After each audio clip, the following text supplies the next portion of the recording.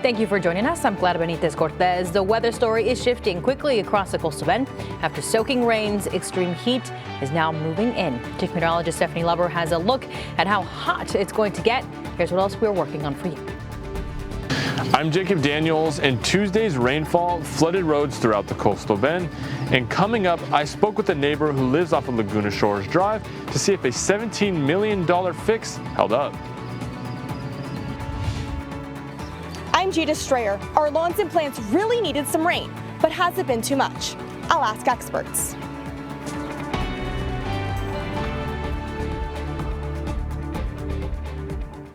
And the weather is taking a drastic turn across the coastal bend today. We are trading yesterday's heavy rain for dangerous temperatures. We also have a first named storm of the hurricane season. Chief Meteorologist Stephanie Lover has the very latest on Arthur and also our heat wave. Yeah, it's the saying holds true. Weather in South Texas can change in an instant. Boy, did it overnight. Yes. So let's talk about first named storm of the 2026 Atlantic hurricane season right off the Texas coast. Arthur, I don't know how much longer Arthur's going to be around. So the center has moved inland over southeast Texas, still holding on with sustained winds of 45 miles per hour. But if you notice something, the center is on land, kind of took this left-hand turn there.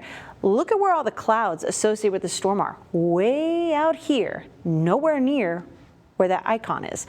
So that's all going to be carrying into the northern Gulf Coast, the southeast U.S., and produce some very dumping rains, heavy rainfall for a lot of folks who are well inland. But for us, conditions along the coast should begin to improve here soon, and good luck, because that's going to be just in time for some heat. We are looking at lots of sunshine out there today, a change of pace, but here's the cost that comes with it. Heat alerts are first for 2026 as well.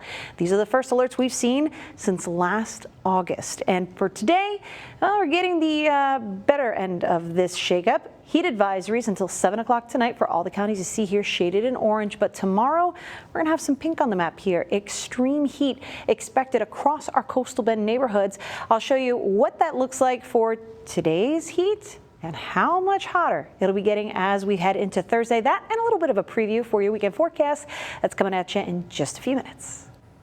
All right, Stephanie, thank you so much. Now, this extreme heat can be dangerous. It is important to know the signs of heat illness. The symptoms for heat exhaustion are nausea, lightheadedness, headaches, and muscle cramps. Now, heat stroke is much more dangerous and can lead to death. Some of the symptoms include headache, confusion, sweating, and loss of consciousness. Now, if you suspect someone is suffering from a heat stroke, call 911 right away. Then try to cool the person down, move them to a cooler place. Try to bring their body temperature down. Do not give them fluids. Now, to help you avoid those dangerous heat illnesses, Nueces County is opening cooling centers. They are open today and tomorrow at all county community centers and libraries. You can get a free ride to a cooling center through CCRTA. Just tell the bus driver where you are going. All county offices will close on Friday for the Juneteenth holiday. And the city of Corpus Christi has also opened cooling centers at all public libraries and senior centers. Those cooling centers will be available during regular hours of operation. RTA is also offering free rides to the cooling centers as well. And neighbors near the Oso Creek can breathe a sigh of relief. The creek crested today just over 22 feet. That is just below major flood status. The water rose by nearly 10 feet Monday evening. Now the water level is expected to steadily decrease. It should return to normal over the weekend. Now, Oso Creek neighbors watched the water rise. Other parts of the coastal bend fared much better. In Flower Bluff, residents were anxious to see if recent city improvements would keep their streets dry. Our neighborhood news reporter Jacob Daniels has a story. I'm your neighborhood news reporter Jacob Daniels, and Laguna Shores Drive is known for flooding. And after Tuesday's rainfall, I went to go see how neighbors felt in the aftermath. Tuesday's rainfall saw close to 2 inches in Flower Bluff, and that raised questions about one of Flower Bluff's most flood-prone stretches, Laguna Shores Road. It used to flood right here when it got high tides or heavy rains. Pretty much cover all the way over the road here. We haven't had anything like that since they did it, since they made the improvements. That was longtime Flower Bluff resident Justin Moore, who has lived in the bluff his whole life, and he remembers what heavy rain used to mean here. But more saw the problem get fixed back in 2022 when the city of Corpus Christi spent $17 million and 19 months rebuilding Laguna Shores Road, raising the road 3.5 feet and reconstructing 3 segments, including one from Hustlin' Hornet to Caribbean Drive.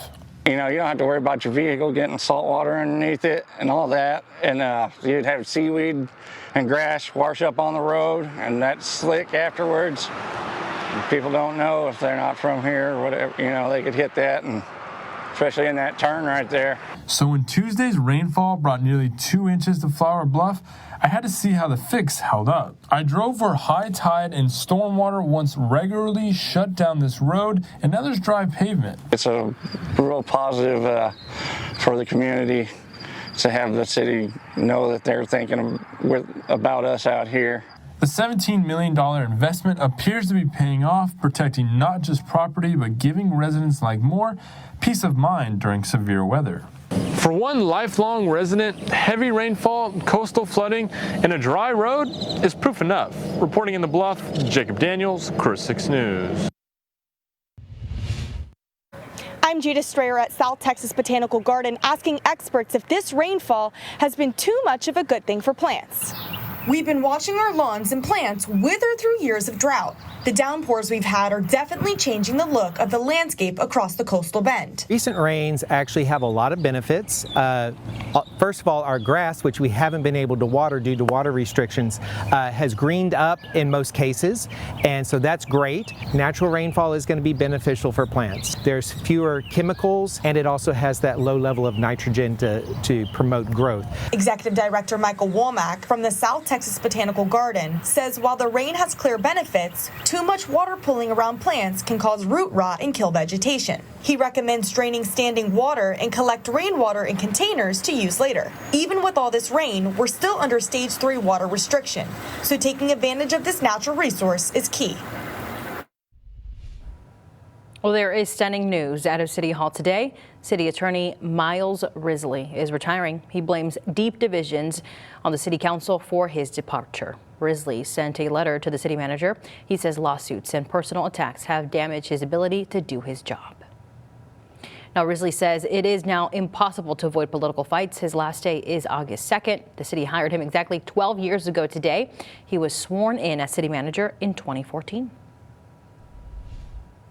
And veterinarians are issuing a warning about a dangerous parasite. The New World screwworm can infect any warm-blooded animal. Dr. Danielle Wellick with Animal Medical Corpus Christi says check your pets for any wounds that might have larvae, but also check around the eyes, nose, and ears where the mucous membrane could be. She tells me the good news, many preventative medicines your pet might already be on can protect from the New World screwworm. Several of the preventions now do cover it. Most of them are the oral preventions for both dogs and cats. Bravecto, NexGard, Simparica, Credelio. There are several options. If left untreated, it can be deadly, but Dr. Wellick says that is why it is important to check your pet and bring them into the vet if you suspect they may be infected. I'm Stephanie Molina in Odom, and coming up, I'll give you an update from officials on residents' concerns over roaming dogs. You're watching KRIS 6, part of the Scripps News Group. I'm Stephanie Molina in Odom with an update on concerns over roaming dogs. KRIS 6 News followed up with the mayor to learn what steps the city is taking to address the issue. There is a group of dogs that's been running around. I haven't seen them myself, but I've seen photos that people have sent. Previously, residents told me these dogs have attacked and killed pets and livestock in the area. You can see there's that big black one and there's a tan one there. So I don't know, they have to be somewhere in this vicinity. The mayor says trapping the dogs is easier said than done. He believes a female is among the group, drawing several male dogs to follow her throughout town. We're hoping that we can at least trap her. And once we can get her off, maybe the males will disperse and we'll work, towards getting them at a later date. He explains Odom is the only city in San Patricio County that does not currently have its own animal shelter or animal control department. Right now, we do have cages and we can trap them, Unfortunately, we don't have anywhere to take them. The city is now working with San Patricio County and reaching out to nearby communities for help while leaders explore a long-term solution. That could include building a small city shelter with 6 to 8 kennels. The ultimate solution for me, and I would think for the community, would be that we have our own shelter, where we can actually take our strays, we can house them there temporarily. He highlights an issue of people discarding animals outside of city limits. We've had people post pictures on social media that says somebody dropped this litter of puppies out here between, Odom and Edroy or Odom and Taft. And a few days later, that litter of puppies is already in town. In the meantime, the mayor is asking residents to do their part. He encourages pet owners to keep their animals secured and avoid feeding strays, saying it can make the problem harder to address. The city is also working to certify employees who can help handle stray animals and enforce local ordinance. Mayor David Maldonado says the city hopes to discuss the shelter project in the upcoming budget talks and hopes to have something in place by the end of the year. In Odom, I'm Stephanie Molina, Chris 6 News. Stephanie, thank you. A group of South Texas foster teens is getting a glimpse into their future today. Child Protective Services brought about 15 high schoolers to Texas A&M University Corpus Christi. In Texas, the state pays public college tuition for eligible foster youth. Recent high school graduate Ramsey Guerrero plans to study mechanical engineering this fall. He says this financial support is life-changing. To be able to do this, it's like, honestly, I don't want to take it for granted because it could get taken away easily, and I feel honored that I get everything paid for for free, so I should be able to take that. Caseworkers say they take foster teens on tours across the state. All right, we're halfway through the week, and from floods to heat, how is South Texas weather going to be treating you as we carry out the next couple of days of this work week? I'll fill you in with a full forecast next.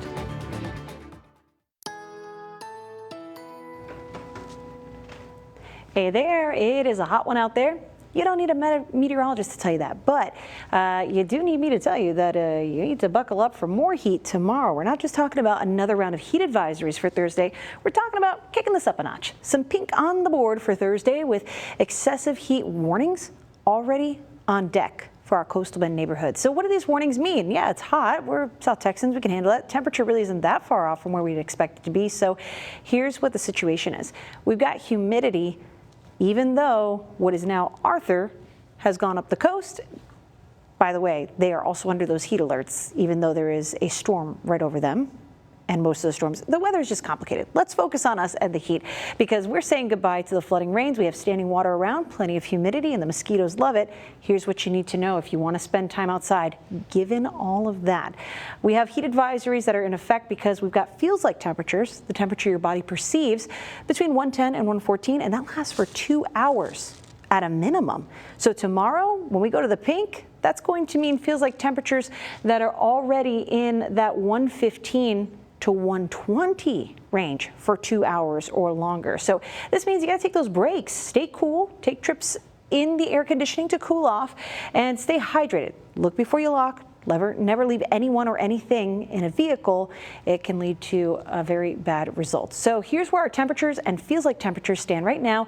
We are in the 90s still. 95 in George West, feels like 108 right now. We're coming down from the heat of the day. Still sitting at 90 at CCIA and feeling like 101 on the coast. You can't escape the 100s either. Temperatures in the 80s, feels like temperatures in the hundreds. So tomorrow we're going to kick this up a notch. What do you do if you're trying to take a walk with the pup? Well, our start today is Bella, and thanks to our friends over the line in Utah, we are going to be experiencing a little bit of a better dog walk forecast heading into the evening here, but it's really not a case where we get much relief during the overnight. My best advice, a shorter walk will do best. Even as we drop into the 80s later tonight, it's going to be very, very humid. And here's why the humidity makes things complicated. When it's generally drier air around the coastal bend, 90, we can handle that. Your body cools off by sweating. It's gross, but your perspiration evaporates into that drier atmosphere. There's an exchange of latent heat. You get cool, you make the atmosphere a little more moist and a little more warm. On very humid days, you don't get that process as easily. So you still sweat because it's hot, but there's already enough water in the air around us, so your sweat does not evaporate as easily. You don't get that exchange of heat, you don't get the cooling, and it's harder to keep that body temperature in check. So please be careful if you have plans to stand outside for any prolonged amount of time, it is going to be a struggle. And so here's as hot as it's going to be during the overnight. Still feeling like the 90s for a lot of neighborhoods starting the morning out. Look at that, 120s for most of the afternoon, still feeling like 100 during the nighttime period. So here's a look at that heat risk. It's going to be major as we head into tomorrow for a lot of our inland neighborhoods, those around Baffin Bay and Corpus Christi, Nueces Bay, including right here in Nueces County. This improves on Friday. We're going to have some more cloud coverage. Temperatures come down a bit, and overall an improvement, a gradual one. So what about the rain? Are we done with it? We may see a little more this weekend. I'm not really counting on a whole lot, but since there are still some neighbors that are dealing with flooding in their neighborhood, standing water, we are going to be aggravated if we get a little more of that rainfall. So please keep that in mind. Try to dump out any standing water in your yard. And when it comes to those temperatures, we will get some relief this weekend. I'll give you a closer look at that 7-day forecast in your neighborhood ahead. And CCSD is gearing up for the new school year with a major hiring push. The district hosted a job fair today at Carroll High School. They held on-site interviews for teachers, nurses, and substitute teachers. But with the nationwide shortage, filling bus driver positions is a top priority. We provide the training for those who would like to become bus drivers, but you have to also come in wanting to love kids as well, because as a bus driver, it's a tough job, and you have to have a lot of patience with students, but also you're the face, for some, the first face of what the student is seeing to start their day. So you can really impact the student's day by seeing that bus driving. You can still apply for open positions with the district on their website. While planning a July 4th road trip coming up, we will tell you what to expect at the pump before you hit the highway. You're watching Chris 6, part of the Scripps News Group. Welcome back. Millions of Americans are hitting the road for the 4th of July holiday despite gas prices. Well, AAA expects a record-breaking 72 million people to travel this year. More than 61 million of them will drive. The national average for a gallon of gas is now $4.30. AAA says drivers are not letting the costs stop their plans. Gas prices really haven't deterred many people and kept them home from travel. Prices spiked earlier this year because of the war with Iran. The conflict disrupted the global oil supply in the Strait of Hormuz. Experts say it will take months to restart oil production. That means prices at the pump will only come down slowly. And McDonald's is celebrating America's 250th birthday by bringing back a fan favorite. The fast food chain is selling its fried apple pies for the first time in more than 3 decades. The treat first debuted in 1968. You can buy the fried pies for a limited time at most locations nationwide starting June 23rd. And you can watch baby sea turtles head into the ocean Thursday morning. Padre Island National Seashore is hosting a hatchling release at Malachi Beach. The event starts at 6:45 a.m. You must buy a $10 park pass online the day of the event. Passes bought the day before expire at midnight. Expect up to a 30-minute delay getting into the park. The release is dependent on the weather.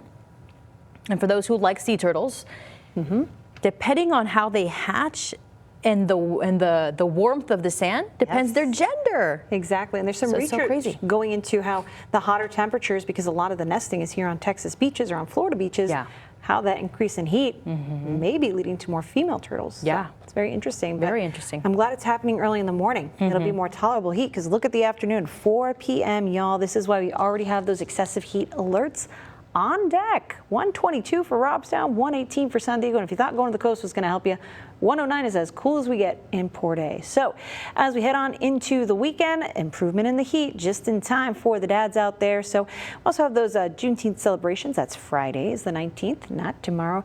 But summer also begins on Sunday. So that'll be the longest day of the year. And I think tomorrow might feel like it with the heat. Check this out. Our friends over in Kingsville, 98 degrees actual air temperature tomorrow. Ooh, well, stay hydrated, everybody. Yep. Thank you so much for watching. We will see you here tonight at 6. Bye.